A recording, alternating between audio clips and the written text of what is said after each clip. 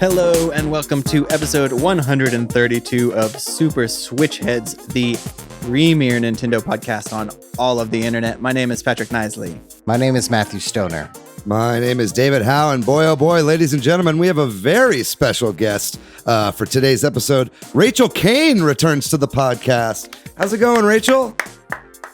Yay! Hi, David. Thanks for having me back. Of course, of course. Yes, Rachel, you're here to talk with us about the September Nintendo Direct that just happened on September 23rd, I believe it was, right? Yes, that's correct. Yes. That's correct. We're going to talk all about that. We're also going to talk about some Nintendo and gaming news, including Pokemon Unite being out on mobile, some more Activision Blizzard junk, the OLED. Good word for it. The OLED model and then a Metroid Dread have gotten some hands on, and there's some wild OLED models out, or OLED models out in the wild. Yeah. That's what I was trying to say. They're wild too, I'm sure. Yeah, they're wild. We're going to catch them, and they caught them. We're going to look at them. We'll talk about a wooden Pokeball. Yeah. all that stuff and a few more things. But first, how's everybody doing? Pretty good. Yeah, doing all right. Had a pretty full weekend. Shout out to AVK, who is in town, who we shout out often on the show. He was here in Austin, so I got to hang out with him a couple times, and Courtney. The two of them both came into town. Fun little story. They met playing Splatoon at the very beginning of Switch Headz before it was a podcast. Wow. And now they are a loving couple. And it was so nice to see them multiple years on in my hometown and us all hanging out and talking about video games. So shout out to them. I had a really good time. Very nice. Oh, and to Jordan Willis. I played games with Jordan Willis too. Lots of Switch Headz this weekend. Things have been good. It was the Halo Infinite, second time of the technical preview. So played that. A lot. It was great. Great game. I'm really excited for it to come out in December. And then second thing, David, I watched Hyper Normalization, the Adam Curtis documentary. Yeah, my partner was out for the weekend, which gave me enough space to question everything, including my own reality. Yeah, man. Hyper Normalization is a fucking trip. I also suggest watching, what's the other one? Century of Self. Century of Self is good. I think there's one called Can't Get You Out of My Head. Yeah. Which is really good as well. That's his newest one. If you ever, want to just have just tons of existential dread, watch some Adam Curtis documentaries. Yeah, I love his stuff. It's both like, I was like, okay, that's an oversimplification of the Israeli-Palestinian crisis, but also he's adding some more information to it. So it's great. He does a great job. How about you, Rachel? How's your week? Week is going good. I hit a little milestone in Animal Crossing last week. I finished catching all of the bugs. Oh, wow. Wow. Kind of exciting. That is a milestone. Yeah. Congratulations. Just in time for whatever update where they add some, too. Oh, are they going to add some? Yeah, I guess so. I don't know. I'm not sure how many there are, but I caught them all. I don't have to use the net anymore. Nice. Awesome. Looks like there's 80 of them, according to Wikipedia. So unrealistic. There are so many more bugs in the real world. Only 80 flat. God created only. Let's list them all right bugs. Now. Ants, bees, houseflies, yellow gnats. Butterfly, tiger butterfly, peacock butterfly. Patrick, how are you doing, man? You're a little under the weather now. Yeah, I'm not good, but I'll be all right. Very good. Well, you look very handsome. I'll say that. Thanks. Yeah, real briefly, I took a spill and really hurt myself, and it was a very embarrassing moment where I was trying to I did knock down a wasp's nest, but then I turned to run and flee from the wasps, and instead I slipped on the pavement and somehow. It feels like somehow I managed to hit every joint in my body. Oh no! Simultaneously, and I've still got bandages, and then I'm sick on top of that. So it's not been the best few days, but dang, man. Well, you got an excuse to play some more Shovel Knight. Yeah, Mm-hmm. Yeah. Yeah. Sorry to hear that, brother. It'll be all right. So I may be coughing a lot. Apologies to everybody. But We'll see how many coughs editor David can snipe out of the recording. I have one follow-up question, which is, did you get those wasps? No, so this is what's the worst part, right? Oh, Like, no. I'm like a tree hugging hippie. So like I don't want to spray poison on them. Mm-hmm. So I just wanted to knock that down their nest. But then they started like in an even worse place congregating. Right. Like, and so without consulting me, which is fine, my wife got our neighbor to like spray it with some poison.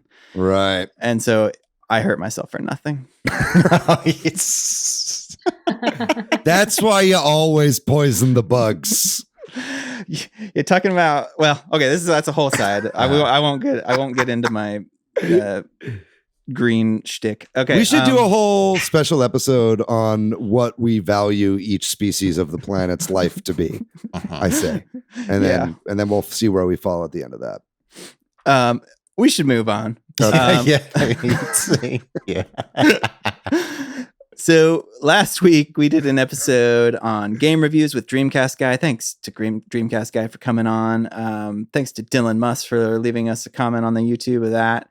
And we also did a live stream of the Direct. And when I say we, I mean Matthew and David, because I could not do that. But tons of people came by to that. Thanks to everybody who came by to that. Yeah, that was an absolute blast. I'm really glad we did that. I clocked out of work to do it and then clocked right back in when it was done. So it was like definitely kind of a whirlwind of a stream. But that was a ton of fun. And Matt, you kind of put that together last minute. So that was really cool. I'd love to do way more of those as well. Maybe, maybe we can do Sakurai Presents. That's Animal coming Crossing. up. Yeah. It's a little early in the day. We'll see how it goes. Yeah. That was so much fun. Just to, we did it once before in person. I think like maybe a couple years ago.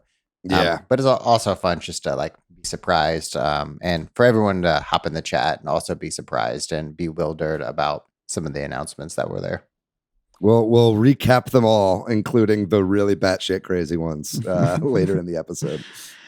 So yeah, thanks to everybody who comments and watches our videos and that kind of thing and listens to the podcast. Feel free to share it with a friend or post a review or share it online somewhere. We appreciate that. Or send us a message. Or and do remember all to like and subscribe on YouTube, man. That's the lifeblood of the YouTube world. We'd appreciate it. And then we're going to go over some news and rumors in the Nintendo and gaming spheres. So first off, this isn't something I was very familiar with, but this past week was the Game Devs of Color Expo. And unfortunately, we didn't give people a heads up on this in advance, but they do have some stuff that's just free for anybody to check out, and they post that up a little bit later. So it's definitely worth checking out. I kind of like read somebody's talk that they kind of posted up in written format. It was really great, really interesting stuff. It's kind of like GDC in that it's more geared towards people making games, but it's really insightful if you're really interested in video games and that kind of stuff too. And obviously from a non typical perspective as well. And that's pretty cool. Yeah. I actually was not aware that this was a thing, and I'll be checking this out right after the show. Yeah.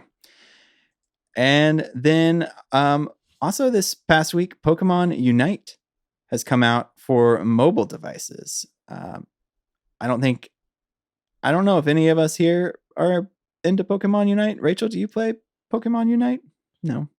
I have not. Okay. I know they just added like squads and shit like that, right? And they added like a lot to this update, right? It's not just that it's out on mobile. I think that's correct. And there's some like, as I understand it, there's some nerfs, buffs, that kind of stuff maybe as well that coincided with it. Yeah. I think there's like a Blastoise who's kind of a, what's the word I'm looking for? He's kind of rockabilly style Blastoise. So outfits and stuff. Yeah. But it sounds like from all the Switch heads that were talking about it, that playing it on mobile is not as good as playing it on the Switch. But that's who not would have thought? Surprising. That's so weird, man. What the fuck? Yeah. So if you want good Pokemon Unite info, join the Discord, because there are plenty of Switch heads that actually put a lot of time into that and talk about it there. But we are not them. Apparently. Yeah, they have a special thing. If you pre-register for the mobile version and you play it before October 31st, then you'll receive a Unite license for Pikachu. With a So if festival that matters style. to you. Amazing. There you go. You got your festival Pikachu and you got your Rockabilly Blastoise. What more could you ask for?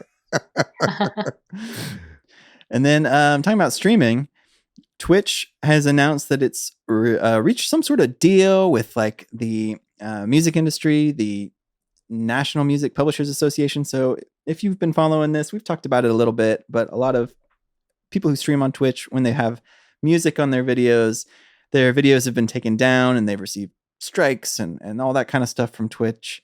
And basically this new deal, from my understanding, doesn't sound like it's very good for streamers. It just kind of covers Twitch and Amazon's butt. And really it's just like sort of the same thing, except now they get a warning or something like that, which is better, but you know. Yeah, I don't trust any deal between any sort of recording industry, representative and anything to do with online stuff. As much as the record industry like tries to adapt to modern media and modern music consumption, kind of always seems to be out of touch and try to hold on to the old ways of things. Because I know personally when I'm trying to listen to the latest album by Olivia Rodrigo, I'm trying to listen to it while it's being played over dying light gameplay footage. It's my preferred way to listen to it. Anyway, whatever. I just think this is stupid. Yeah. What are you gonna do? The one good thing is like, at least more games are like putting in like streamer modes into their games. You know what I mean? Like I know Tony Hawk Pro Skater, it's like if you play that game, you can turn on a streamer mode. So it'll, any music that would be flagged basically doesn't go into rotation. And so stuff like that is good, but man, it's a bummer. Another bit of kind of interesting, unusual news here. Netflix has put out a roguelike game based on a movie that's coming out on Netflix too. I just think this is kind of interesting. Netflix has made a few games already to tie in with some of their properties, but now that we know that they are really thinking about having games on part of the service, it's just kind of interesting to pay attention to what they're doing. And they have a movie called Kate, which I guess is sort of like an action movie, and sort of like a ticking time bomb action film. And they've made a roguelike game to go along with it. That's I guess releasing on Steam and isn't really like on Netflix. So it's kind of interesting to see when and if they're going to make this transition. Is Kate the Mary Elizabeth Winstead movie? That's yes, the one. I believe so. Okay, Yes. yeah. So that one looked like it was pretty action packed and like a nonstop thrill ride. Seems like it would lend itself pretty well to a roguelike. Yeah, we'll see. And I don't know if it'll be successful, but on either end, but we need to see trying. the numbers, Netflix. I need to see how many copies of the Dark Crystal strategy game sold on the Switch. Release your numbers so we can actually hypothesize on this. So Activision Blizzard have been under a lot of fire. There's a big lawsuit in California about them, about sexual harassment and issues in the workplace related to that. We've talked about it. Lots of people have left or been fired or what have you over this. The companies are not, it doesn't look good. And it looks even worse now because apparently the SEC, that's the Securities and Exchange Commission, y'all, is investigating Activision Blizzard for about how they disclosed some of this information to like their investors. What exactly that means, I don't know, but just another big agency slash governmental entity that's looking into them. Probably not very good. Yeah, and I know Bobby Kotick is like under investigation as well, right? Like the CEO of the company. Yeah, there was a few news items about Activision Blizzard this past week, and that was one that I did not grab. Do you know anything about that? No, I mean I just know he's been the head of Activision Blizzard for forever, and as such is not always been seen in the most positive of lights. So it's like that's probably something that needed to happen anyway. And then this was like a big kick in the pants because, Activision Blizzard has never been, the most like faithful company as far as like having gamers focused is concerned. And so the SEC being involved, like, I think is really scaring everybody at Activision Blizzard. This kind of stuff, you kind of need change to happen from the top down. And I know a lot of like big executives have left, but it's like, it's like, at what point is the CEO of the company and the people at the very top not responsible for everything that happens underneath them, and I think that, I think a lot of gamers would be really satiated by that. A lot of people are still boycotting Activision Blizzard games after this whole thing, and for good reason, I think. So I would love to see some big changes at the very top of Activision Blizzard, but time will certainly tell. But the SEC getting involved probably doesn't look too great for them. Yeah, I think there's some other governmental agencies investigating them as well, like the EEOC, the Equal Employment, whatever that stands Opportunities for. Commission. Yeah, that's it. Yeah. And in addition, Blizzard's chief legal officer left, stepped down. So people there high up are leaving for one reason or another. Craziness. But good, like you said, hopefully. Yeah.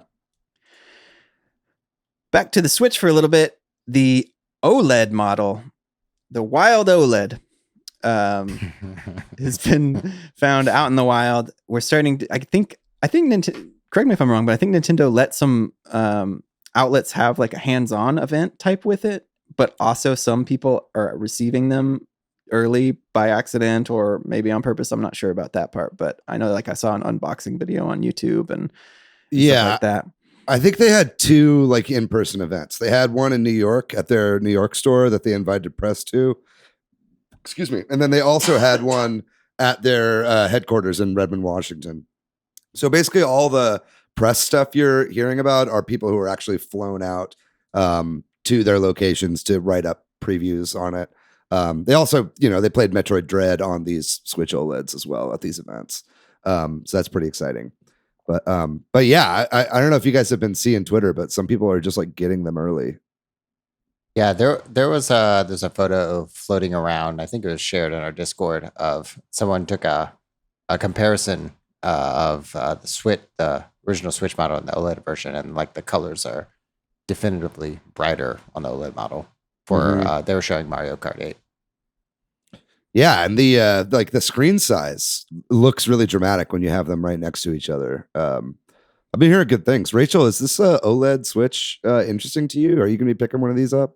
I'm having issues with my current Switch, so out of convenience, I will probably get an OLED one. Right. Mm-hmm. Do you play, like, how do you primarily play your Switch? Is it like handheld a lot, or do you play mostly with the TV? So I do handheld a lot now because so anytime there's an update, my Switch just like won't turn on for a month after the update. No. So I went ahead and so I went ahead and bought a Lite this summer, and I've just been playing that with the intent of picking up an OLED once it comes out. Oh, okay, cool. So that I can start playing on the TV again. Right. Yeah. Well, now you'll be so primed for handheld, you'll get to get the most out of that that popping OLED screen. Yes. Yeah. Yeah.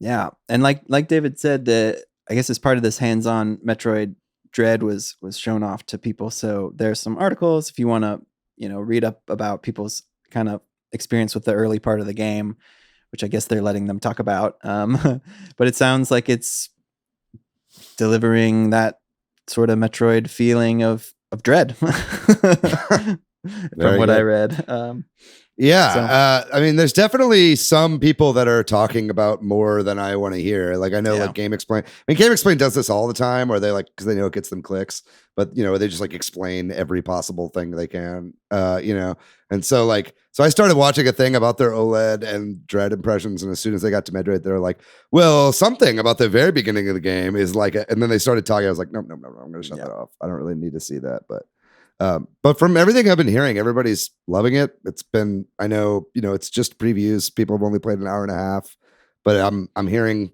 potential Game of the Year contender out of some of these publications for Dread. I mean, I think they would have to pretty royally fumble it for it not to be a pretty great game. Yeah, they're pushing it hard too. I see advertisements, digital ads all the time. Yeah. And I tuned out during the direct when they showed it, but it seemed like it was a big chunk.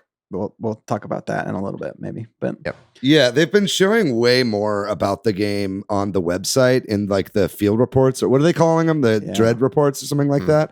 And so those apparently some of those have been getting pretty in depth, and people are like, if you don't want to be spoiled, just don't even go to the website. Even though in the direct, we'll talk about this, but the ad was just like, visit metroid.nintendo.com. It was like really pushing you towards it. But man, I will say I'm getting like seeing all these Switch OLED reactions and seeing the Dread stuff is getting me pretty hyped. Like we're really not too far away. That OLED is looking really slick to me.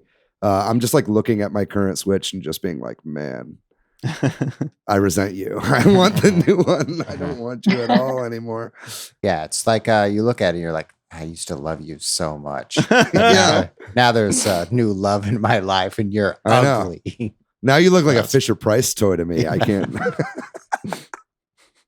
Yeah. Anyway, I'm excited for it. Me too. And then some of the people that have been getting them early. I know I saw like this guy on Twitter who bought it through like some reseller or something like that. So it was like clearly very sketchy how he got it. He probably paid a lot for it.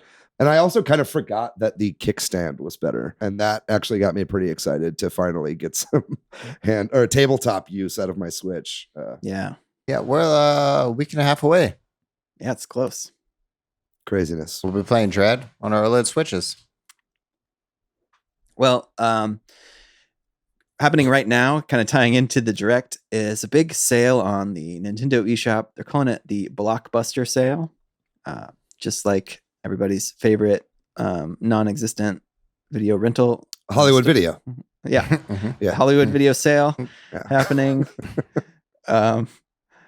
Yeah. So lots of really good games are on sale and a lot of DLC and stuff. A lot of stuff that I already have personally, but if you're looking to pick up something to tide you over while we're waiting for Dread and the OLED, there's a lot of good for 1 week stuff up there. Yeah. There's tons of good games like Hades. You can save $5 on. It's like $17. Ori is cheaper if you played Grease. Gris. Grease 2. Yeah. Like the movie. Great. Love that movie and love Grease 2 the game. It's $7. Not too bad. It's like half off. Yeah.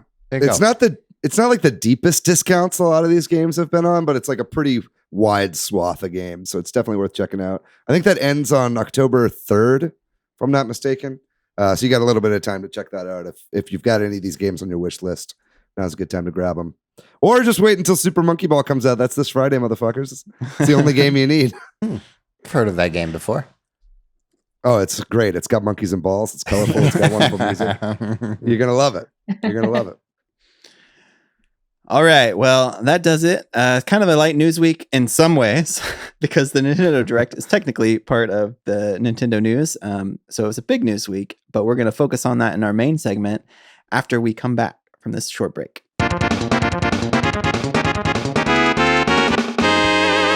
All right, we are back. And this week we are talking about the September 23rd, 2021 Nintendo Direct that just happened. About 40 minutes long. Really interesting direct. I feel like, and sort of the big picture of this, some announcements that aren't typically in directs. I don't know, or just some unusual announcements. We'll get there, but just overall, I thought it was pretty solid, pretty interesting. I was definitely a little worried about the beginning. Yeah, about 6 in, I was like, I don't know if there's, like gonna be a whole lot for me in this, but yeah, we'll give it like a grade at the end, but certainly like we were on the stream, and I think at one point I was like, all right, Nintendo, you're gonna have to start bringing out some actual games anybody cares about. It was like as soon as it got to the card game, I was like, all right, you're gonna have to start throwing in some interesting shit here. This is a C. Yeah, well, we're gonna walk through it because it was a short news week otherwise, and that's what we do. So it opened the cold open, which was partly what sort of set this tone, was the Monster Hunter Rise DLC called Sunbreak. And I think I put some time into Monster Hunter Rise, and I might even try this DLC out, but it's like it didn't excite me personally, and also like you think about what's going to open a direct, you think that's going to be one of the biggest things in it, and so that for me at least was like, ooh, if this is one of the biggest things they have, then I don't know. What did y'all? I mean, I don't think any of y'all play Monster Hunter Rise here, right? Lots of no's. So, and I think that's kind of like but it is one of their big third-party exclusive games, so I guess that's why they want to push it. And a lot of people love Monster Hunter, both in the East and the West. So yeah, I mean, if anything, this proves how big that game really was, that it did open the direct. You know what I mean? I think that a lot of people were excited about it. I personally would have been a bit more excited about it if they showed anything about it. That's true. Because I mean, I feel like even Monster Hunter fans knew some big expansion was coming. You know what I mean? So it's not like this was particularly exciting even for people who are fans of the game, just because it's like, okay, well, what is it? It's also a little ways off. Summer 2022. So that also was like not inspiring a lot of confidence that you know what I mean? They're opening with something that's almost potentially a year away. Yeah. So, and they also beforehand they were like, we're going to be showcasing games for winter 2021. Yeah. And it like opens with the summer 2022 game. You lied to me. How dare you? Yeah. Like, remember when that guy told Obama, like, you lie? Yeah. Yeah. I think you said this, David. They always say that, and then there's always the big ones are always a little further away, or most of the time they are. Yeah, not always, but a lot of times. Yeah, I think David, you really hit it on the head. It's like we know it's an expansion, but like what is in the expansion? In the trailer, they refer to it as a massive expansion. But that doesn't mean anything because they don't show what massive means in context to this DLC. Yeah. So then Koizumi comes on, and that's nice to see Koizumi and hosting a direct. Always gotta love that. He comes on to be our host for the rest of this direct. And this is where, like we were talking about, just kind of the next few announcements weren't super exciting. Mario Party Superstars, the game they've already announced, I think, correct me if I'm wrong, was the E3 direct where they first announced this. So coming out pretty soon, in about a month, late October. Also, like, I don't know how do y'all feel about that? It's like I got Super Mario Party, and I'm not in need of a new Mario Party right now. Yeah. I think for me, like, I didn't really play a lot of Mario Party games on N64 or hardly ever. It was like not my game of choice in like high school or college time. So I'm really excited to play Mario Party games now that they have online components with the game's release. Right. I think that's one incentive for you to play Mario Party with some friends that live in other states or live in the same state like y'all. Yeah, I mean, have more boards than Super Mario Party, and that's frustrating a little bit. Right. It's kind of like, man, why don't you just make this DLC for the other game or something, Yeah, I mean, they're like, I feel like they're like fundamentally different games, though, right? It's like Super Mario Party, you play with one Joy-Con. It's like all motion. This is zero motion. This is just gamepad controls. This is really essentially what this is Mario Party the Top 100, which was a 3DS game. I think it was called the Mario Party the Top 100. It was basically just like I watched a YouTube video of like comparing. I thought it was going to be like comparing the N64 mini games to the Switch mini games, because they've, the Japanese site released a list of all 100 games that are going to be in this, right? So we know which ones are in there. We have clips of all of them. But I was surprised by how many were actually comparisons between the N64, 3DS, and Switch. So like if you had that game on 3DS, it's like a lot of the same mini games as well. So I think that this is a great game for someone like you, Matt, like somebody who didn't play those games when they were younger. Because, I mean, these are great mini games, and I mean, they're very fun. It's just, it's rehashing if you're like really bought into the Mario Party, like expanded universe or whatever you want to call it. And it's funny too that it has like, it's got 5 maps, and we're like, oh, that's more than Super Mario Party, but it's still like not nearly enough. Yeah. Don't hold your breath for DLC on this one, folks. No, they'll give us another remixed Mario Party in 2 years. Yeah, or they'll start development on Clubhouse Games 52 Worldwide Classics. And the one game is just Clubhouse Games 51 Worldwide Classics. That's the 52nd one. How deep does this rabbit hole go? How far do you want to go, David? Oh, man. I want to fire up that stuff. game again. That's a great game. So the next game shown off was Voice of Cards, The Isle Dragon Roars, a Square role-playing game / card game / kind of looks like a board game also at times with the like pieces you move across cards. Pretty looking game if you're into card-based role-playing games, I guess. But that feels a little bit niche to me. Like it didn't grab me because I'm not excited about card video games, period, really, to be honest with you. I don't know. How did y'all feel about this one? I think I generally feel the same way. I'm just like waiting for, David, you said this many, many months ago. It was like, when is a game going to come in this direct that's for me? And this game looks great. I'm glad it exists for folks that love strategy card games. It looks intriguing. I would probably like Fire Emblem before, where I was bullied into play it. I would have to be bullied into playing this game to have some incentive. To my God, that is a call to action, folks. Well, I'm just being honest. I need a reason. I need to really sell it to me. Yeah. This game has a demo that's out now, and I have not done my homework. I didn't give this demo a fair shake yet, but I will say, like, it looks pretty fucking robust, man. Like in this, like what they showed off, it seemed like a really robust kind of game engine, and like you said, Patrick, it's not just cards. It looks like it's got kind of almost like Dungeons and Dragons-y elements to it. Kind of that tabletop role-playing game kind of style. So that's interesting. And I thought the character designs, like, and the art on the cards was really great. I really liked how all the characters looked. So I still definitely want to give this one a shot, or I at least want to give the demo a shot and see if it's for me. Because I mean, there are some games, like I thought Slay the Spire looked really dull, and then I tried Slay the Spire and I fucking loved it. So and I've played card games in the past. I like Android Netrunner and Magic the Gathering and Pokemon and stuff like that. So I want to give this one a shot, at least for the demo, and kind of see how it goes.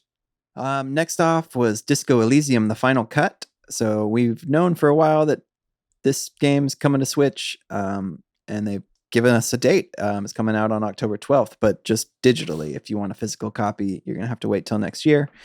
But this is the first, I think, announcement in this direct where I was like, oh, I've been wanting to check that out, so I might pick that up. But there's a lot, it's right around when Metroid Dread comes out, so I don't know if I'm going to get it on launch. Gonna have my hands full with Metroid, I feel like. I don't know. Anybody else interested in Disco Elysium now that it's on Switch? Or, it's been available on other platforms for a while, so. Yeah, I'll talk. I'm excited. Yes. Yeah. This is another one of those games that doesn't look like it's something that I would typically necessarily enjoy. It kind of reminds me of like original Fallout games. You know what I mean? Just like in the style and the presentation and everything like that. But it's just everything I've heard about this game is that it's like a masterpiece. And the writing is supposed to be really good. And so I'm definitely going to have to check it out at some point. Right. As somebody who famously doesn't finish games, and I got called out for that in the last stream I did by KSBOKC. Thank you for that. But I do want to check this out, but I'm hesitant for that reason. You know what I mean? Hopefully it's something that can hold my attention, but I've just heard so many good things. It's going to be hard for me not to give this one a chance. Me too. So you can probably just try my copy at some point. I'll let you know. well, when I played Fire Emblem on that stream, it caused problems because I got stream booted it or get like too. You never know when I'm going to hop on.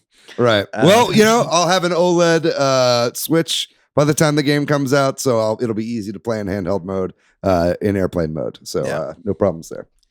I think this is cool. Just like zooming out just a little bit, that Disco Elysium, which is a very popular like game originally out on PC. Like the fact that it got ported to a Nintendo console, that just goes to show the power of Nintendo currently in like this console generation, and shows how little faith the Disco Elysium devs have in the Steam Deck. Yeah. That's a quote. You can quote us on that one. It's kind of joke. Disco Elysium hates Steam Deck. Yeah, that's fine. Whatever. Next up, they showed off more Hyrule Warriors Age of Calamity DLC. They spent quite a bit of time on this, actually, it felt like, in this presentation. I don't know if we had this date previously, but the wave 2 of the expansion pass is coming out on October 29th. I don't know if they'd previously shown that or not, but showed off a lot of footage from this. I don't know. I just feel like they've pushed this DLC hard and shown it off a lot, but I never finished. Speaking about not finishing games, I never finished this game. Even though I want to like it, I haven't finished it. I don't think I got more than like an hour and a half into this game. Yeah. Yeah.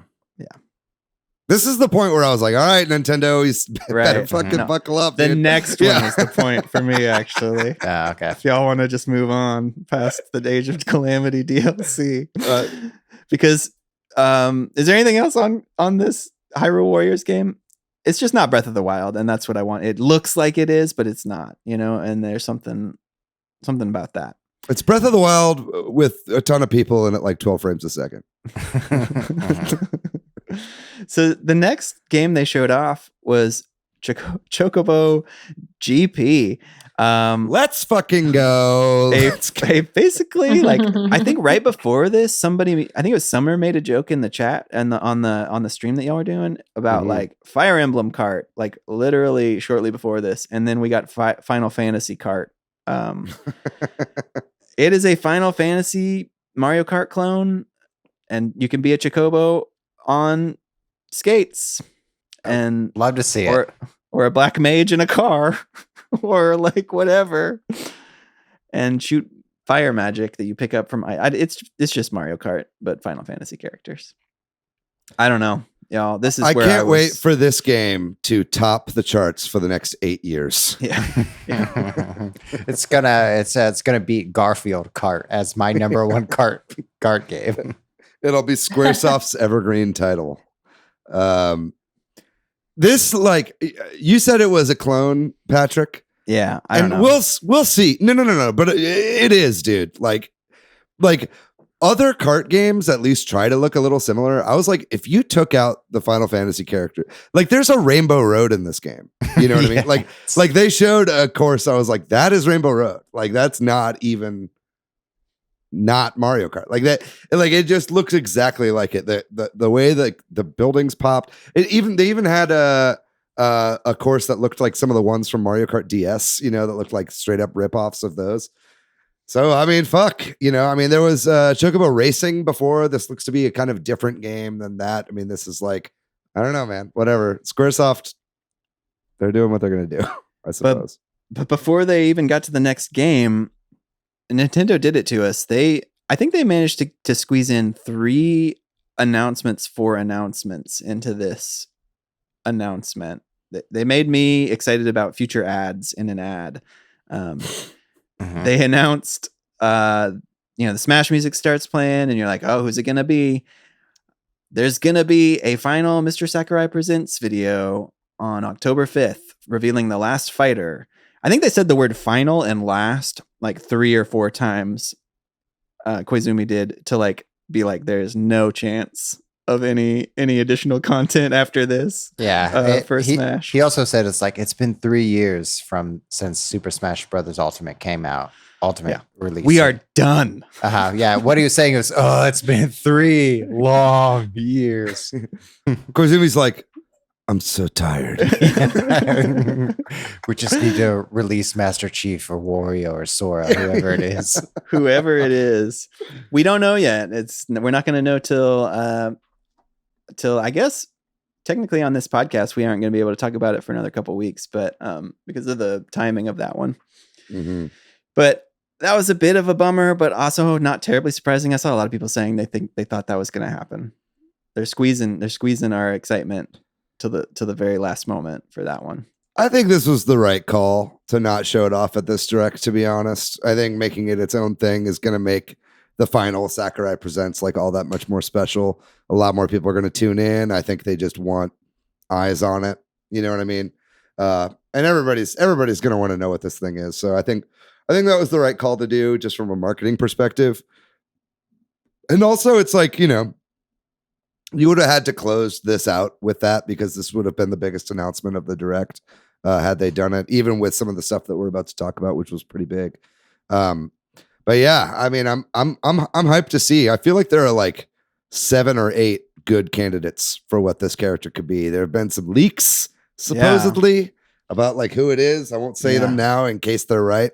Right. Yeah. If anybody cares to know that stuff, go check out friend of the podcast, Papagino's. He's got some videos up and stuff. That's right. Yeah. And some of those leaks sound pretty good, but then it's also like, who knows? You know, ever since the Grinch leak, man, I just can't believe any leak I see. And they've done a really good job of keeping all the last handful of characters under wraps, even third-party ones. So I wouldn't be surprised if this is a surprise. I hope it is. Rachel, you been keeping up with this DLC at all? I know we used to play a lot of Smash over at your house back in the day. A lot of Brawl. We did play a lot of Brawl. I have not been keeping up with it. That's definitely a game I'd prefer to play on my TV and not handheld. Right. Not on the light. Yeah, that's true. That's true. Last minute predictions. If you had to pick one. Shin Megami Tensei. That's probably what it's going to be. Yeah. That makes sense. Matt. Waluigi. Oh, God. I want to do Waluigi so bad. Just fuck it. Let's just throw that Hail Mary. Let's see Waluigi, you cowards. I want there to be 2. I want there to be one that is like a third-party rep, and then I want the other one to be Waluigi. Yeah, I really hope they have something up their sleeve for some other kind of update or something. Like you said, either a bonus character or something. But he really did emphasize final character, last character. But who knows? Also, the more I think about it, my Shin Megami Tensei, I feel like they are really pumping this up to be a big last thing, and that wouldn't really scratch that itch. That would just be a disappointment to a lot of people, I think. So I don't know. It's really at this point, I feel like I felt so much more confident predicting Smash characters like in the past. And now it's like at this point, it's just like I have no fucking idea. And you're right, they have been doing a good job of keeping it under wraps. And it's like I didn't see Kazuya coming. You know, like that was so fucking random. And so it's like, man, we'll see. But there is something about the next game that I kind of don't. Well, I'm just going to say it. So the next game we're talking about is Kirby and the Forgotten Land. And the way that game trailer opened was with Kirby with his like face in the sand. And then he's on a beach and he like gets up and goes into a jungle. And that's how Crash Bandicoot starts. So people are like, were they using the Kirby Forgotten Land trailer to like tease Crash? Is that too tinfoil hatty? What do you guys think about that? It is. Yeah, it's very tinfoil hat. But I love tinfoil. it. Yeah. But watch the beginning of Crash and then watch the beginning of that trailer. They're very similar. Well, in the beginning of NBC's show Lost, Jack wakes up on a beach. Sora confirmed. Yeah. Anyway. It was 3 steps ahead. Yeah. Anyway, yes. So you just brought it up, but the next one I know, I think it's one of the bigger ones for lots of folks. And I know, Rachel, we were talking about during the break, this one for you, right? The Kirby and the Forgotten Land. They showed this game. Yeah. Looks really cool. Full 3D Kirby game. I am excited. I haven't played a Kirby game in a long time. And that was one I've always played because a lot of them are on handhelds, right? And that's always where I've done the majority of my gaming in the past. So I am really freaking excited for this. I think it looks so fun. Yeah, it looks like it shakes up the formula in a way that's necessary to me, at least for, I know that there's been some different Kirby games, and I probably should play those because I've only played ones that feel samey. It feels like, it just looks like the Odyssey or the Breath of the Wild of Kirby. And Yes. Fingers crossed that it won't be like Mhm. too easy or boring or whatever. But like it has a lot of promise from what they've shown.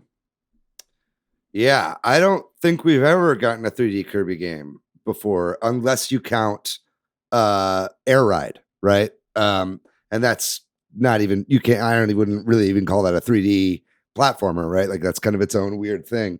We haven't gotten a 3D Kirby game unless you count Dream Course. Yeah. That's kind of a joke. Love that game.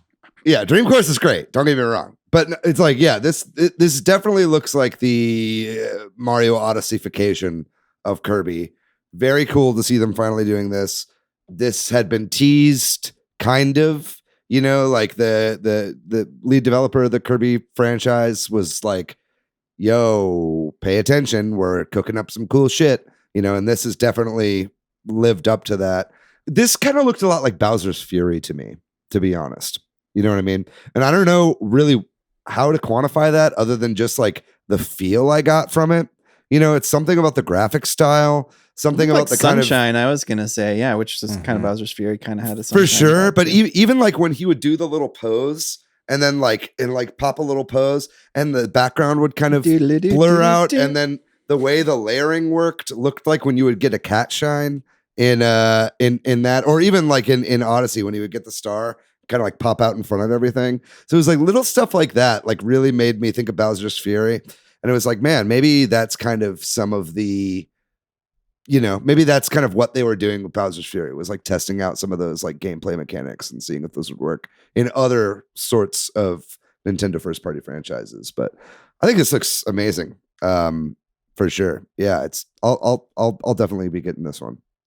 Yeah, this was such a good surprise, and I like some of the speculation that David, you and I had right at the beginning, where some of the text appeared on some of the vending machines, and it looks like text that comes from the Splatoon universe.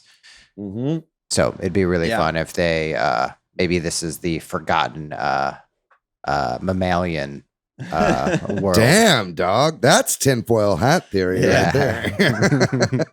I definitely had that moment when because they show this off and I'm like, that's a new Mario game. Is this Odyssey 2? No, wait, this is Splatoon 3. Wait, no, it's Kirby. You know what I mean? Like it was, it definitely had. And then vibes. Captain Falcon drives in. And he gets out. No, stay in the car. Did anyone order a bounty hunter?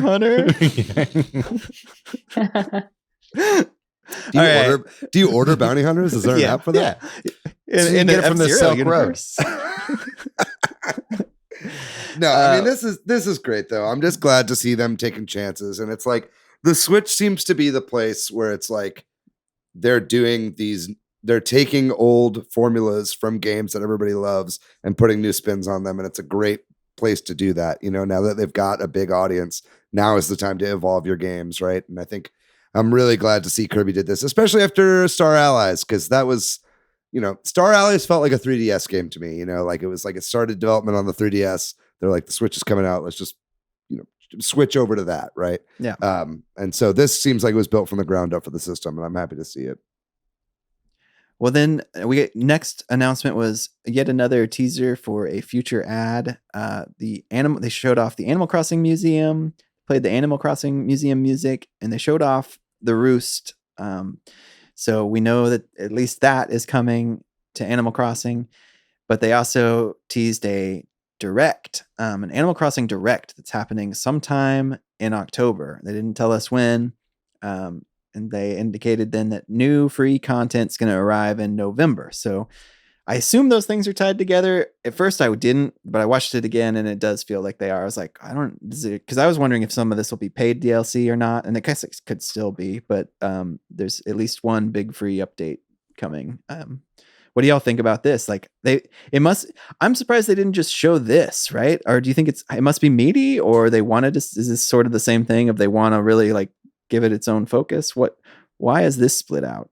I really think, David, what you were saying earlier is they don't want to take the attention away from other big titles that are sharing this stage. And I think this is total speculation, but they didn't want to take attention away from the third-party games that were shown, with your Monster Hunters and the 2 Square Enix presents that we've had here. I guess 3 that we'll see a little bit later.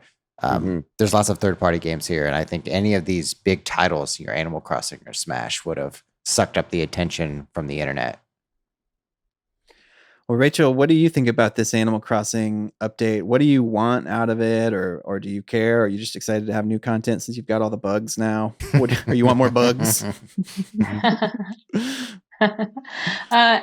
No, I'm excited. I have the same questions you do about like, is it going to be so much stuff that they really need their own Animal Crossing specific direct? Because I know, as someone who's been playing the franchise for a long time, that there's a ton of recurring characters that we still haven't seen. So I'm hopeful that we see more than just Brewster. Like, obviously Brewster is coming with the Roost. But there's a lot of other ones that I'm like, I'd really love to see Dr. Shrunk again, or Booker, or, whoever. But I think that's just me being hopeful. And that's probably right about they don't need to put these big titles in the large direct, right? Because people are going to watch an Animal Crossing direct anyway. Right.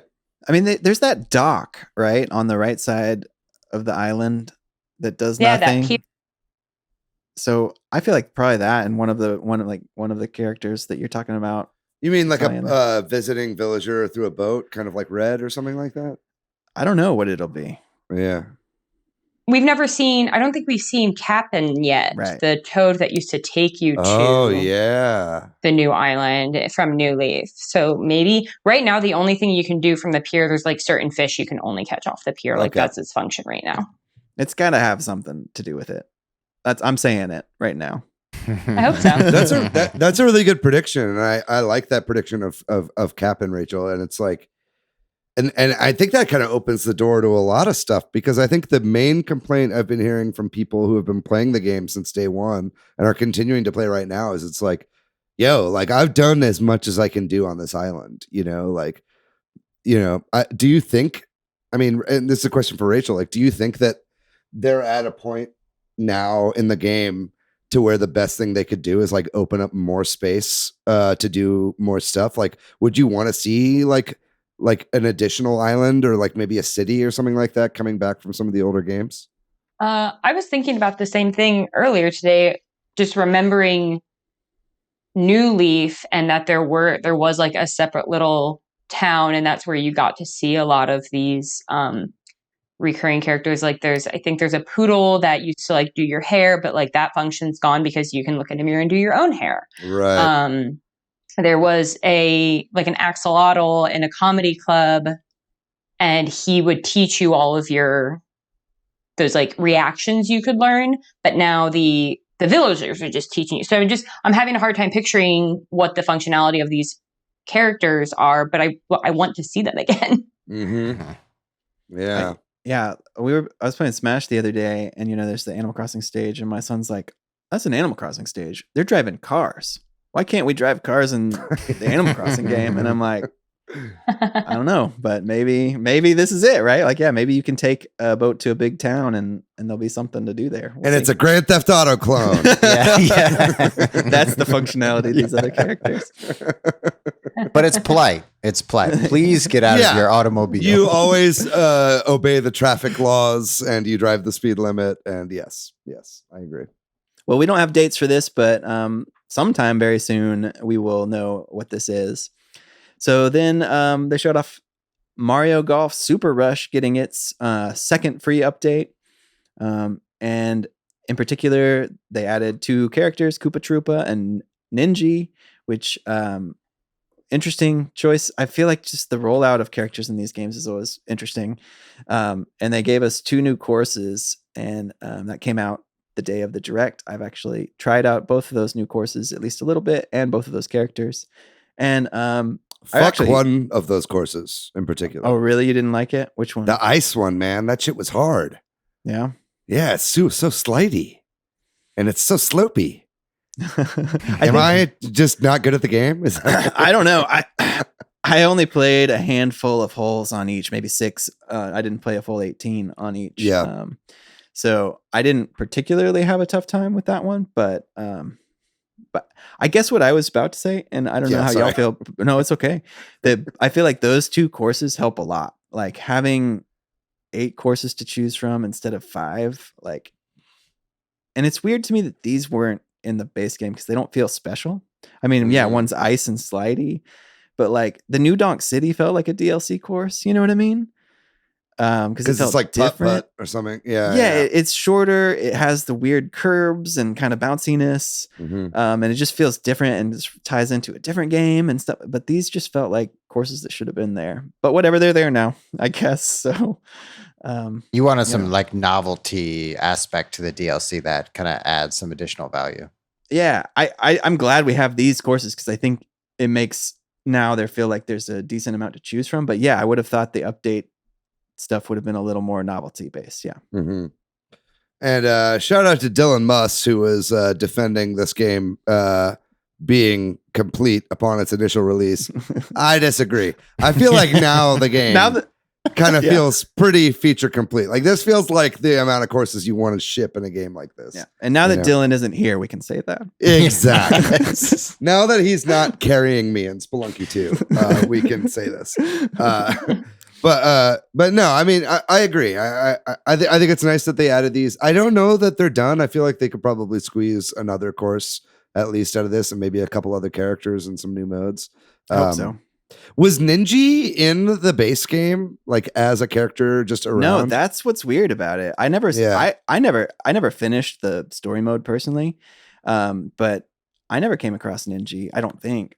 I think it's the first time I've ever seen a Ninja in 3D, and it freaked me out. And what it's wearing, and I actually I played as the Ninja quite a bit since the update, a handful of times now. But like, I actually like Ninja in this game. But yeah, I do too. It's a little weird. It's got little buttons.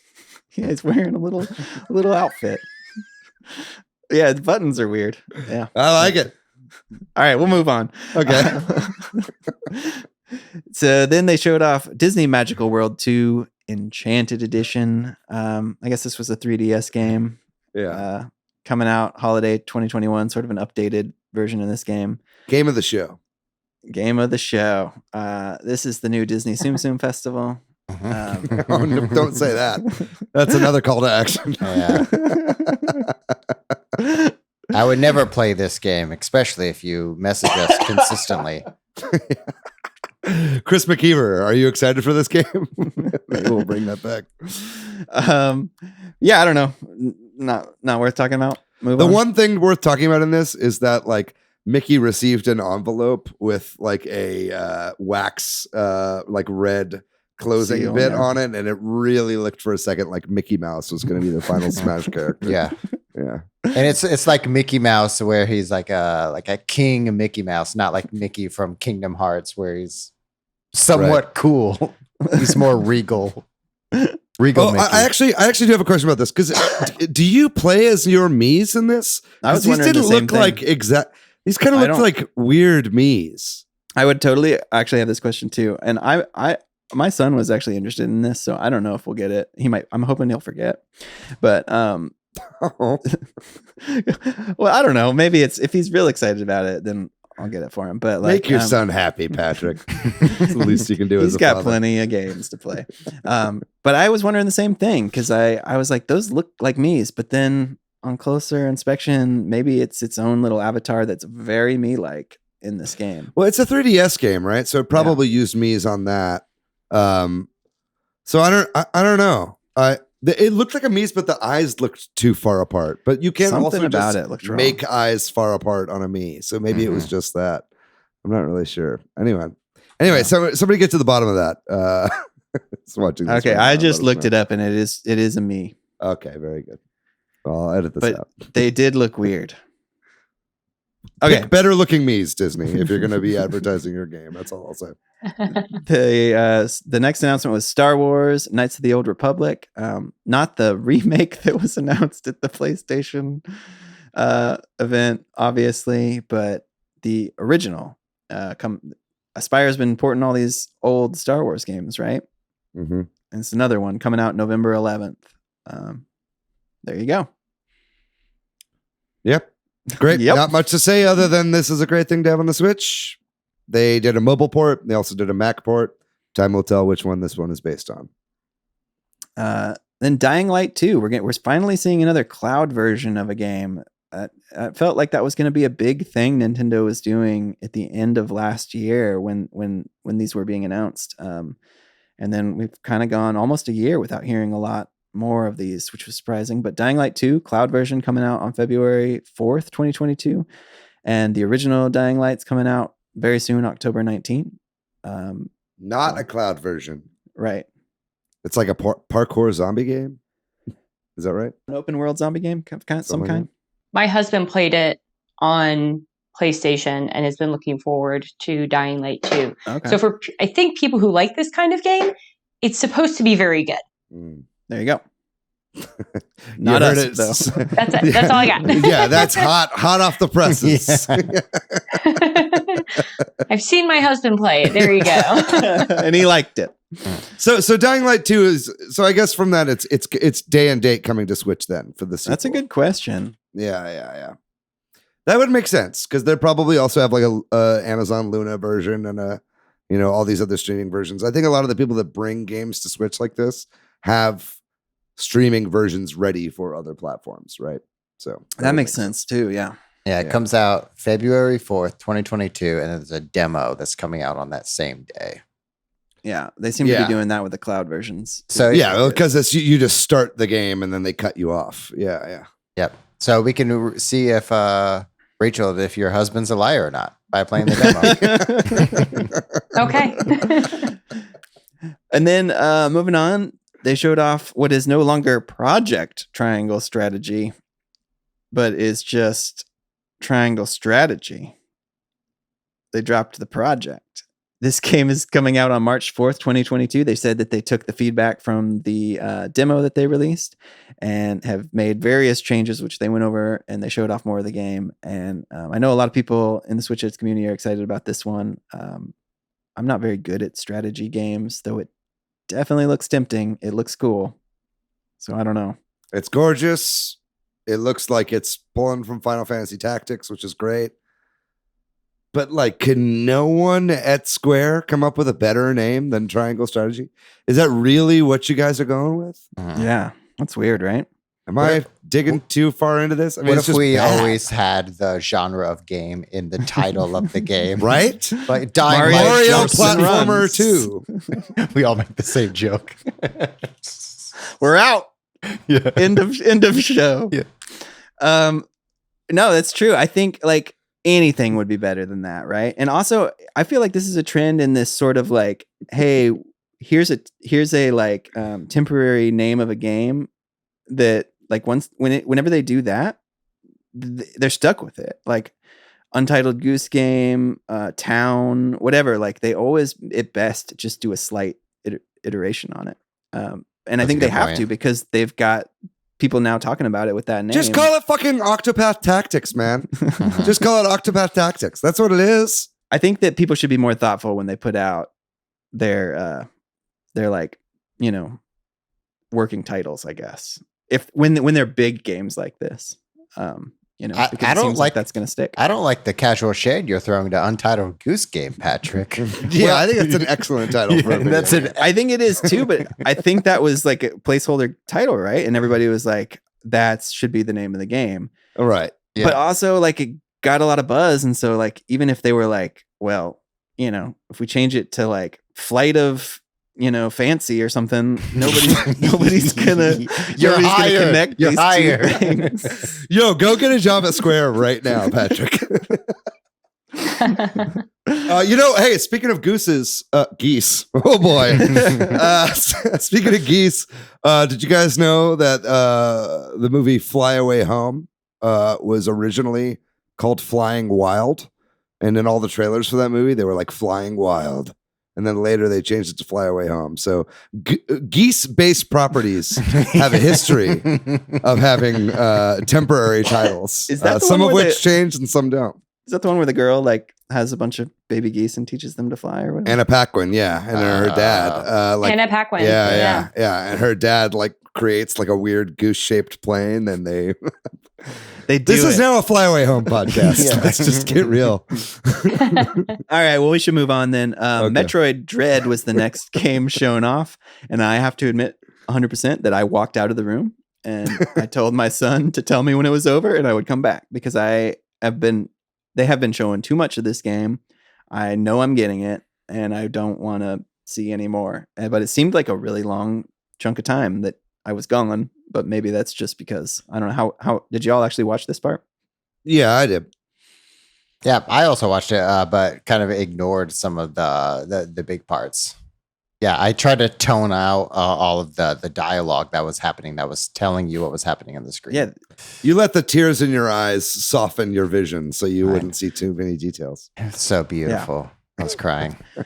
I don't know that there's a lot for us to talk about. We've talked about this game a lot. We should probably move on unless there's anything specific y'all want to mention. This is coming out very soon. Hyped for less it. than 2 weeks, They yeah. didn't really show anything we haven't already seen in other trailers. They showed like some other angles of stuff we've seen in some other trailers, but this wasn't that big of a spoiler if you've already seen everything they put out.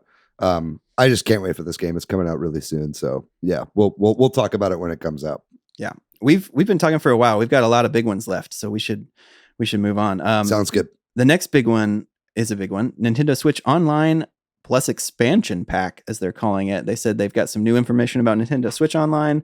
We've been hearing a lot of rumors about maybe Game Boy games or N64. Well, the rumors for N64 were true, but kind of out of left field, we got Sega Genesis games coming as well to Nintendo Switch Online, and it is confirmed that this is some sort of extra fee add-on, though again, this is another thing they kind of like said that they will talk more about later, so I'm sure we've got another presentation to look forward to.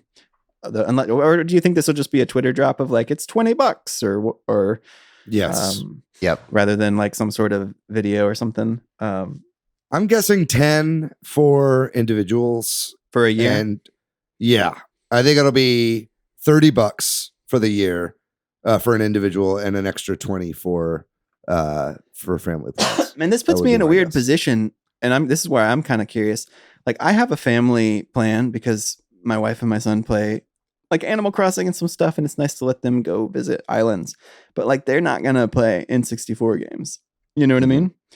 Like, so I hope that it's, you know what I mean? Like, can I get the family plan, but just get me on the, like I don't know. That's a good They point. probably thought about that, but I'm sure that they can't accommodate that too. So we'll see what they do. I'm kind of waiting to hear about how that works out.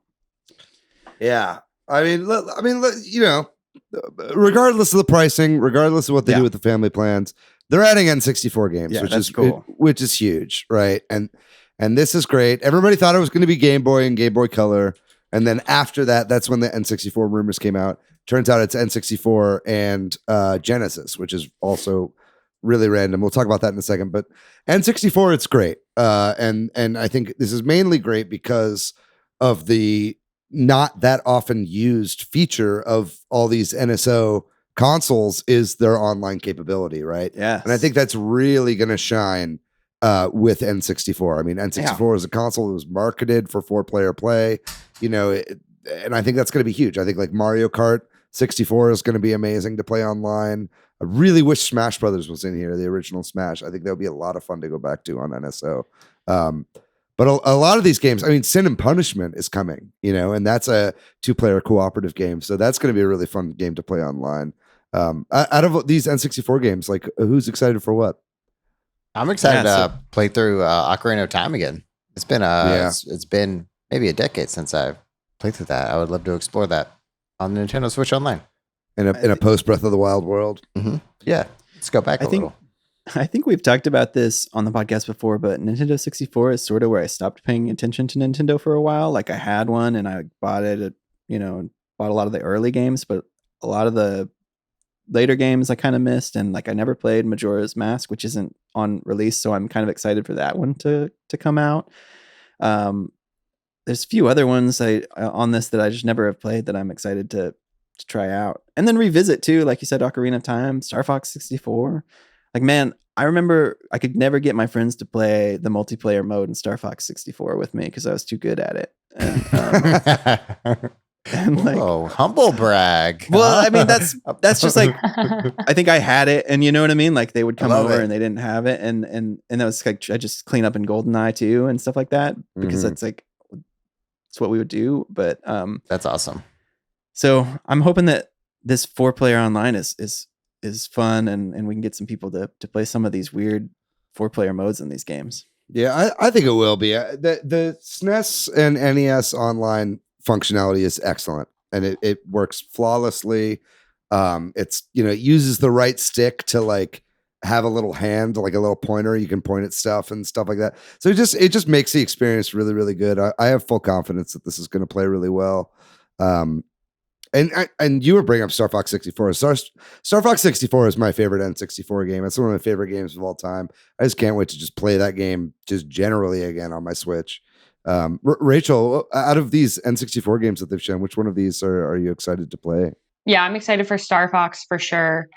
Another playthrough of Ocarina of Time would be so fun.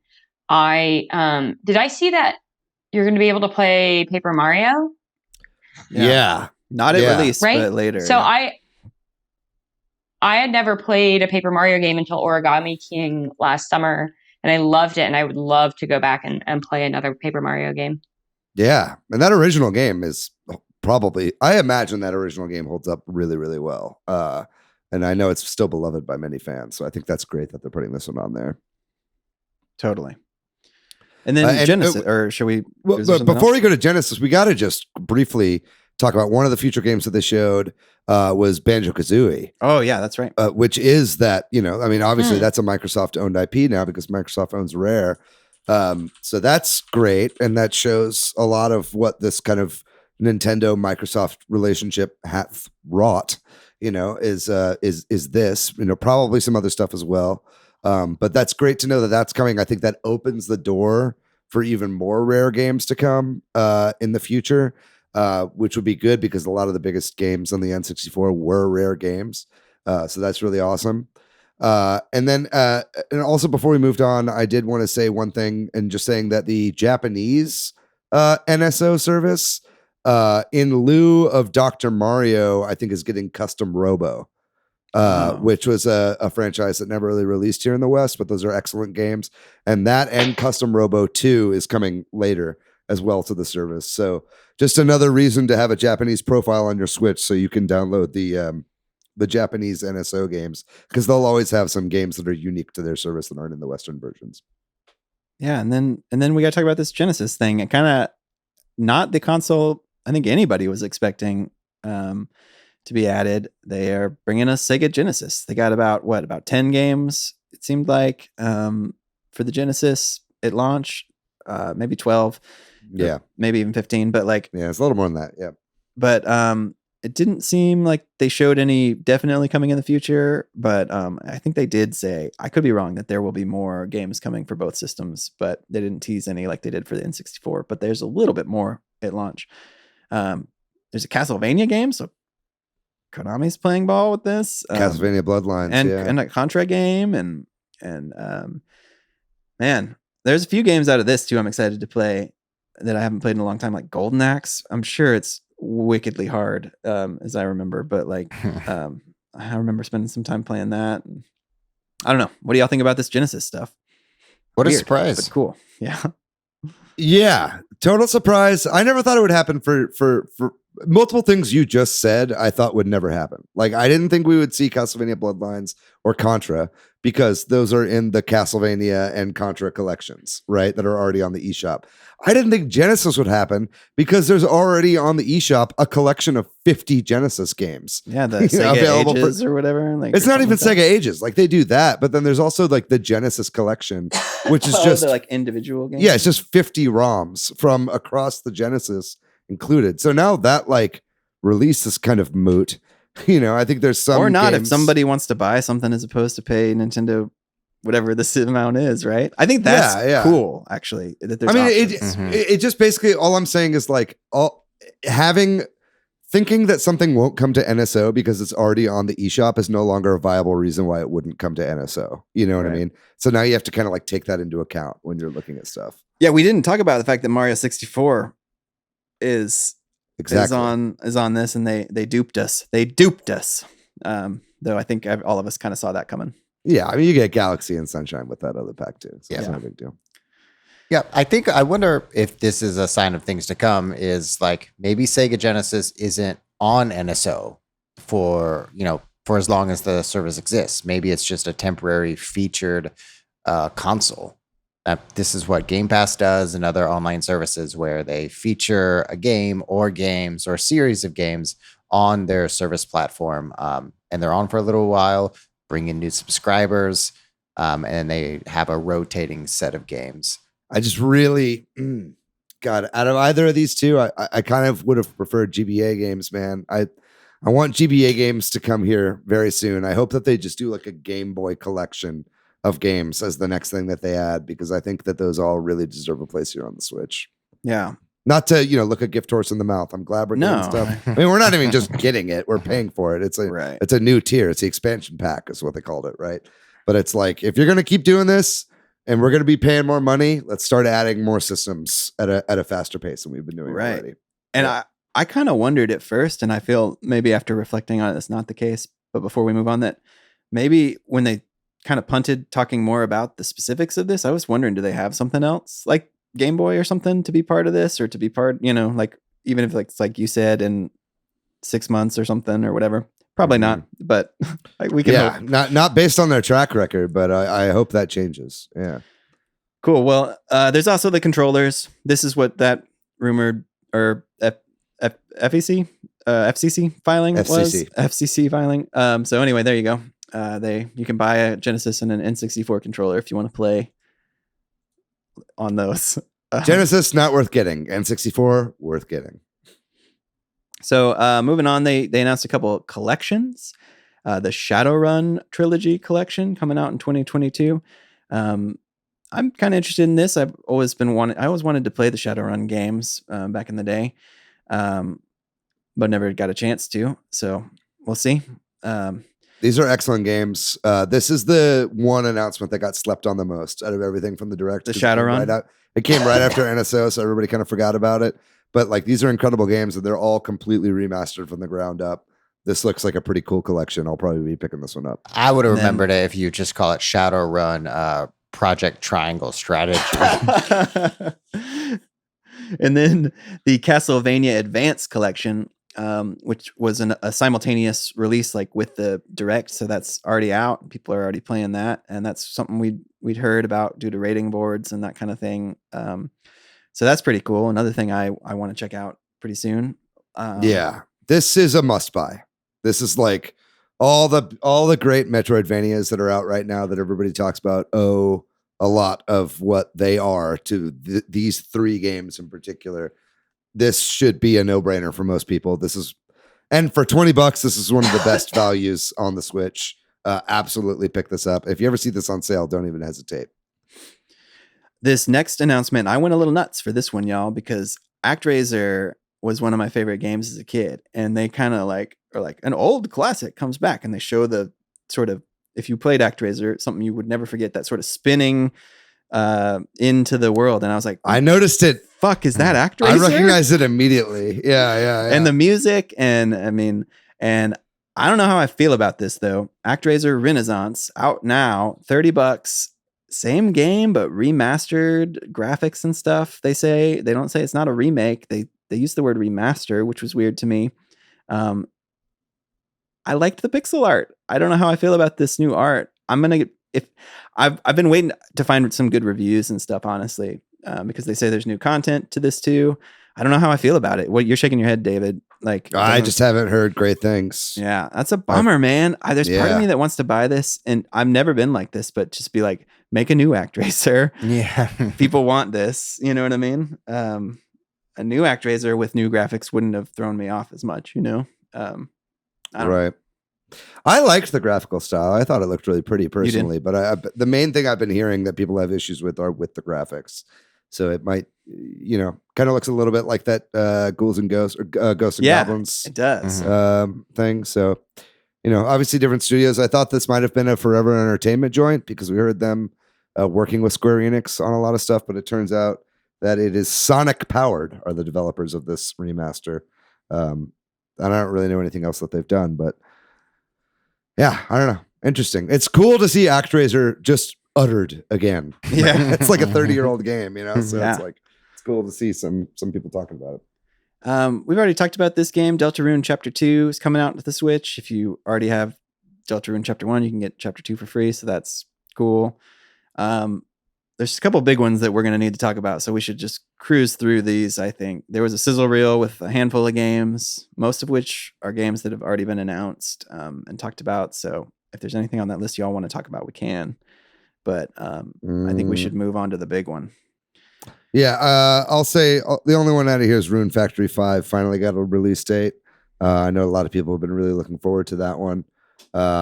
And even I think, we'll bring back Rune Factory 5 in a second because of a joke that Matt made during the direct that really killed me. So Mario movie, Miyamoto Koizumi gets interrupted by Miyamoto, who comes out and talks about how they've been working with Illumination, and they show the Illumination like president picture. Meladandri-san. Yeah.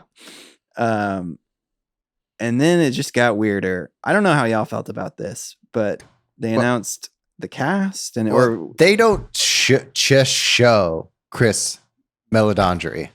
They keep it on him for a good 10 seconds. It's really long. 10 minutes of the 10 40 minutes long of his for a still photo of Meladandri-san.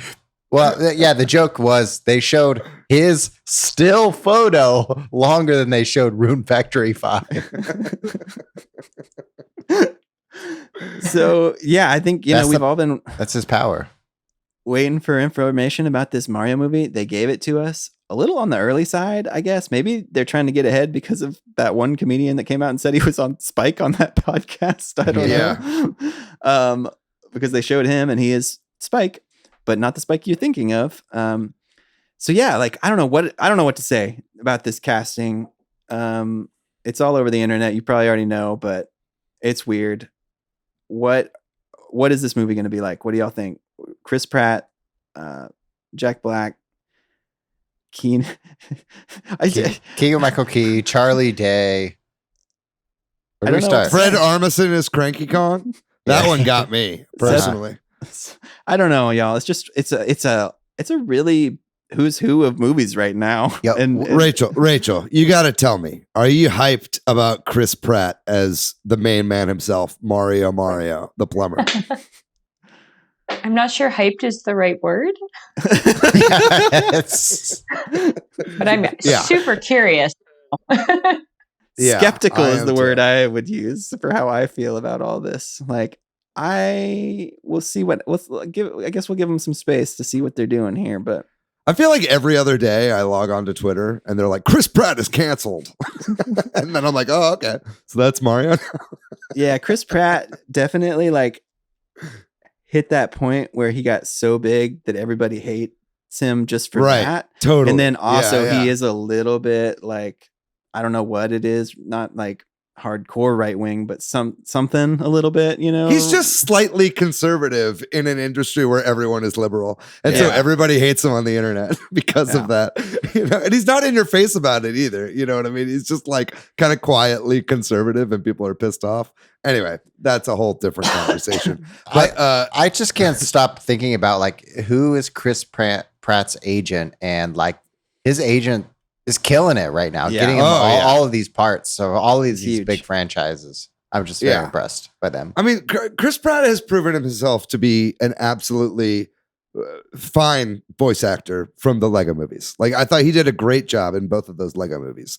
But could you just imagine Mario's face and mouth moving and Chris Pratt's voice coming out? Like, I just can't do it. I can't do it with any of these characters, to be honest with you. I came with Anya Taylor-Joy. I think Anya Taylor-Joy is going to kill it as Peach. What is her accent? Like, is she gonna? Because I actually have not watched much stuff she's in, but I looked her up because of this, and apparently she was raised in like different parts of the world, like Buenos Aires and London, and I was like, oh, what does she talk like just as herself? And I found she's got like a British accent, but it's very Americanized. Yeah. But it's so weird, and I'm like, is she gonna just do her normal voice? It's like I have two aunts that were born aunts, excuse me, they're not insects, who were born here in the US and moved to England, and now to me it sounds like they have British accents, but to British people it sounds like they have American accents. Yeah, you know, and I think Anya Taylor-Joy has that accent. Yeah, I see. Yeah.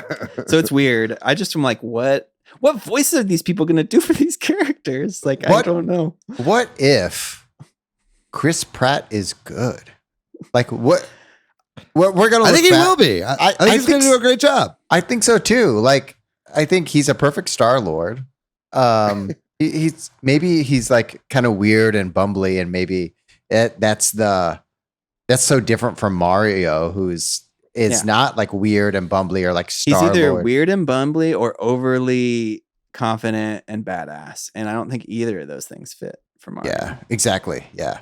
Well, clearly what's going to happen here, we haven't even talked about Jack Black as Bowser, Charlie Day as Luigi.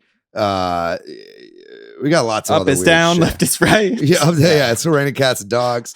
But it's like clearly they're going in a different direction than everybody thought this movie was going to be, right? Yeah. This is akin to Ryan Reynolds playing Pikachu, right? You know what I mean? And that was Detective Pikachu, which is like a different Pikachu. But it's like clearly they're going to be doing something. This isn't just going to be like Mario has to like stomp on some turtles to get a princess. Like there's going to be more going on in this. No, and they're bringing back Spike from Wrecking Crew, right? Isn't that what it's called? And Cranky Kong is in this, apparently. Yeah. Which means Mario is a construction worker, probably. This is total speculation. And then building, and then he's princess. So is Fred Armisen going to be playing the original Donkey Kong, who he defeated in the arcade version of Donkey Kong? It makes you wonder if they're going for that because of the like construction element. Does this mean somebody's going to be playing Candy Kong? Because that was one of my waifus that we discussed. Yeah. That's her question. Let's hope so. I personally can't wait until we maybe have a song from Jack Black as Bowser. Oh my God. Yeah, Summer brought that up on Twitter about how Bowser might have like a song or whatever, and I was like, oh my God, it hadn't even crossed my mind that this movie could be a musical until this point right now, and that's now all I want out of this. Let's see it. We should move on.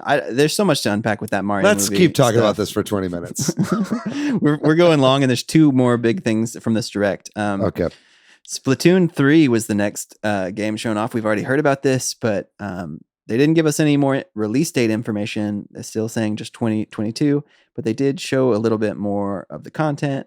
They showed off a little bit about Turf War and a little bit about the story mode and called it Return of the Mammalians. And they had somebody come out as a squid researcher, one of the developers, I presume, and do the nice 3 with his leg and his arms. And he kind of went over some of the stuff. I don't know. What did y'all think about this? It was still vague, even though it was more information, right? Like it was a lot of quick cuts and a little more footage, but not a lot more information. I had kind of two takeaways from this. It seems like the single player is going to be way more drawing from Octo expansion than it did from either Splatoon 1 or Splatoon 2 single player that were built into the game, which can only be a good thing. It seems like it's way more story based. Seems like it's a little more fleshed out, and everybody loved the Octo expansion, so that's great if that is the direction that they're going, and it kind of seems like that. And then B, my other takeaway from this was that I love that they like Splatoon lore works its way into everything. You know what I mean? It's like not like I love that the even in Nintendo Directs they're furthering the Splatoon lore. You know, like with like the Squid Research Laboratory and shit like that. Like it's all like built into the real world like Direct and shit like that. And I just love that Splatoon like is only comfortable telling its story in an unconventional method, and I think that's pretty cool. Yeah, my wife was in the room for the end of this direct. I was watching with my son, and she was like, "What is going on?" And I was like, "It's Splatoon. It's weird. I don't know how to explain it." Yeah. I love they're going whole hog on the chaos versus order thing. Yeah. And it's pretty cool that it's like, and this is clearly chaos. Like they're like talking about how the city they're in is a chaotic city. It's like they really took the last Splatfest and like built a game out of it. And I think that's pretty amazing that they would trust their player base that much. Let's see the results of ketchup versus mayonnaise or blood versus cum. Yeah. Well, is there anything else on Splatoon? We should probably move on to the last thing. They closed the direct with Bayonetta 3, game we have not seen or heard from in 4-ish years. Finally showed off quite a bit of it, actually. Looks like Bayonetta's fighting kaiju monsters. This is kind of how they framed it. I don't know anything specific to it. We should talk about the ending of it because that was interesting. But anything from the meat of it that y'all want to talk about, or? I love the beginning of it where they showed the police mascot from Astral Chain. Oh, yeah. I thought we were going to get an Astral Chain 2 or like That's a right. continuation of Astral Chain. I loved Astral Chain, love its combat mechanics. So this is a nice fake out by Platinum. Yeah, there's a big fake out It there. was like a triple fake out because it was like Bayonetta. Oh no, Astral Chain. Oh no, Bayonetta. Also, if it had been Astral Chain, people would have been like, "Where the fuck is Bayonetta?" Yeah. And then the ending had a little bit of a wait. Is that Dante? Who is that? That's like some sort of sword based character slashes the title or the coming soon or whatever it was. But it was. I don't really know fast. enough about Bayonetta lore to say who that character is. Me either. I heard that it's not Dante, but then Yeah. it's not clear who it is. I heard some people online saying it could be. It kind of looked like the protagonist from the canceled Dragon game. that Platinum- Scalebound? Scalebound? Wow. Yeah, Mhm. but maybe they just. There's other stuff that's similar to Scalebound in this. Some of the fighting mechanics seemed like they were from Scalebound. And maybe they the borrowed some creative stuff. director of this game was the director of Scalebound before that game got canceled. And so, there's definitely some speculation around that. And this could be kind of like a weird crossover. I think the voice actor changed for Bayonetta as well. So there's speculation about that. Like, is this the real Bayonetta? Is this some sort of multiversal different sort of Bayonetta? Is this another character who's taken up the mantle? She kind of looks different, as well from some of the past iterations. So there's lots of interesting things going on. I think the question is, why didn't they show off this game for the past 4 years, and why now? Did it really take them this amount of time to like get the game done, or has it like seen issues in development? Like, what's kind of going on? But either way, I'm glad to see it. I'm glad that it's finally out here.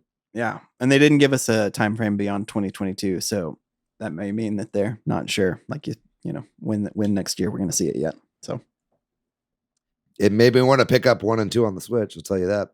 this was a weird direct for me because it opened not poorly, just lots of stuff I wasn't super excited about, and then there's a lot of punts of things I am interested in, like what's the price of this expansion pack? What's the deal with Animal Crossing?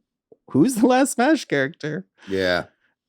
But there was also some cool stuff. I mean, ActRaiser, even if it's not that great, like, you know what I mean? Whoa, that's crazy. I don't know.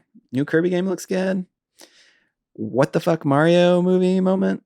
I don't know. I enjoyed the experience. I don't know. Do I have to give it a letter grade? B- for me. B- for me. I'll say that right now. Honestly, because I own that Genesis collection, I don't give a fuck about the Genesis games coming to NSO, but I'm still going to get this anyway because I'm a NSO Switch daddy of a family plan. But I would give it a B-. I think there's a lot of really great stuff in here, but there, like you said, there were a lot of punts, right? And so I think that they didn't quite stick the landing, didn't quite make it to A for me. And even then, and then the beginning of the direct being kind of dragging on for a long time took it down to a minus for me. I'll go with a solid B. I liked the surprises. Kirby was a great surprise. I was very. We're seeing this from other companies. Like Apple does this, where they talk about they make consumer electronics, but they also talk about their TV shows and their presentations. Nintendo's talking about their movie based on a video game in their video game presentation. That's primarily about video games. I think that's interesting that's how much Nintendo cares about this movie and what it could mean. And showing that cast I was very surprised that they gave us any info, because usually all the movie cast comes out in like a Deadline article or a Vulture, something like that article. But yeah, solid B for me. These are a bunch of games you all have already said. There's a bunch of games that other people get excited about, but not necessarily me, and I think that's okay. I'll give it a B plus. I'll just give it one step up. I just thought it was weird, and so like in the moment I was kind of not sure about it, but afterwards and kind of reflecting on some of the things, I'm excited about some of these little things. Like that Castlevania Advance Collection, Shadowrun Collection. I want to play Disco Elysium on the Switch, and yeah, and then some of the big stuff too, like Kirby, like we talked about. I don't know. Yeah, Splatoon 3. I want to see more of these things. I want to know what's going on with the stuff that's going to have its own presentation too. So I guess that's like, I'm excited to watch more ads in the near future. Yeah. We'll stream them. Rachel, what would you give this presentation? I'm going to give it a B. There's stuff I'm excited about. There's stuff I don't care about. But it's been, it's always nice when there's a direct and afterwards there's a lot to talk about, I guess. Like the conversation, Twitter's been really good surrounding this one. Obviously, being on the podcast with you guys, being able to talk about it. It was good. It was great for conversation at the very least. So B. That's a good point. That's a solid B from us on the podcast. 2 B's, a B plus, and a B minus averages out to B. Yep. I would bump mine to an A plus if we got 10 more seconds of Christopher Melanandri. Yeah, Whatever. or a sliver of anything Monolithsoft is working on. Yeah, that too. But more Chris, more CEOs. Well, we should move on. We're gonna take a short break now, and when we come back, we'll talk about the games we've been playing recently. This past week, I've mostly been playing games I've already talked about, so I'll go real short. The only thing I wanted to say is that I stuck it out with Shovel Knight, and I've been kind of obsessed with Shovel Knight now. I beat Spectre Knight's story, and I'm like very close to beating King Knight's. Spectre Knight felt easy, maybe too easy. I mean, there's still some challenging parts.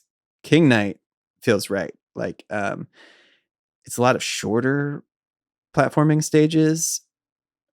With like only one checkpoint, but they're challenging, and so you have to do them several times, and kind of, I don't know, it just feels like that one's nice, though I don't like the card game, which is kind of like a side mechanic, but you don't really have to play it, it seems like. I just don't like card games and video games, I guess, but Can't wait to hear your impressions of Voice of Cards, The Isle Dragon Roars. Yeah. hated it. But anyway, otherwise I've mostly been playing stuff I've already talked about a lot recently, so I'll leave it at that. What did you decide? Cruise and Blast or Hot Wheels? We're gonna get Hot Wheels Unleashed. My son's excited about it. It's getting good reviews too. Both games have been getting good reviews. Yeah, I'm sure they're both great, but I think that the track builder is a big draw for him too.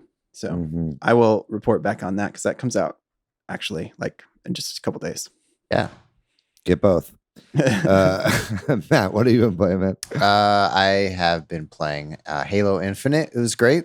So they released a new map, Behemoth, and it felt classic Halo. Playing this brand new Xbox game, and it felt like I was playing Halo 2 and 3.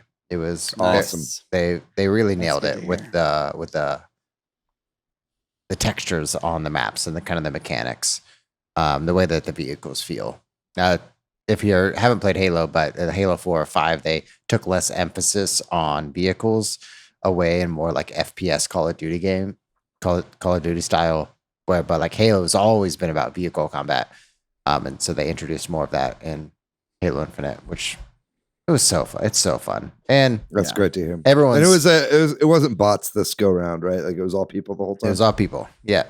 Yep.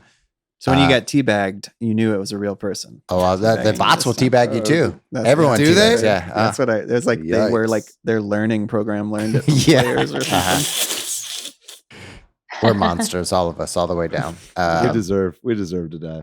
Also put more time into Psychonauts 2, and man, that game is beautiful and the writing is clever as fuck.